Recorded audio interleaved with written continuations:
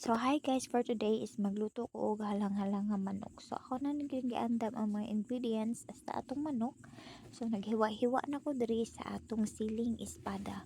So upat ra ang akong gisagol kay abi jud nako og hang naunya kaayo siya. Then nabaya mga bata na mukaon og apil.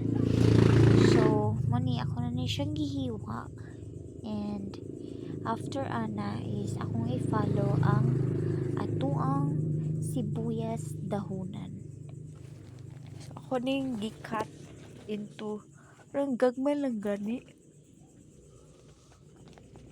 Oh my gosh, I'm sleepy. So, muna ni siya. Akong gihiwa-hiwa and akong gisunod ang ato ang sibuyas bombay. So, careful lang kita ng sibuyas bombay guys kasi ang imong gihiwa siya ang imong gipasakitan pero ikaw ang mahilak. Char. And man siya and akong gisunod ang atuang ahos. Sus na ba ko irong samukan kayo? Samok na siya ay. Lami kay panghatag joke. So man ni ako na ning gikuan ang atuang ahos. Then ako na siyang hiwa-hiwaon. And wala pa ko na kung tinto aning ahos ani kay gamay raman dahil siya. So ako siyang gipunan. Wala na ako na video hey. Pero ako na siyang gipunan kay the more daghan ang ahos, the more lami ang imuhang niluto. So, ako na siyang gipunan and man na siya.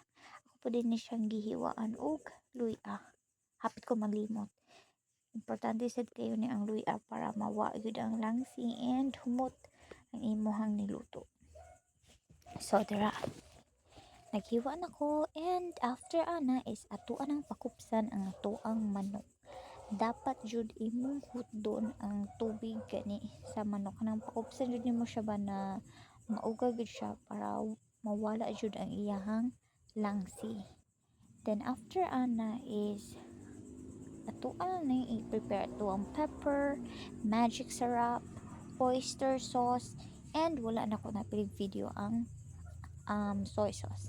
And ako nang gigisa ang atong mga lamas. And hasta ang atong manok with the sili na. Then need lang gid nimo siya pa. Ako na sad guys, igisa nimo siya and dili na ko siya butang ang sabaw kay ganahan ako ang iyahang sabaw is ang mantika ra.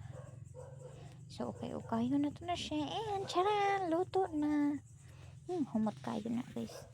And now lami biya sad siya pero dili lang gud siya hang wa jud ka hang ang siling espada ay ambot hindi kay hang espada pero yummy.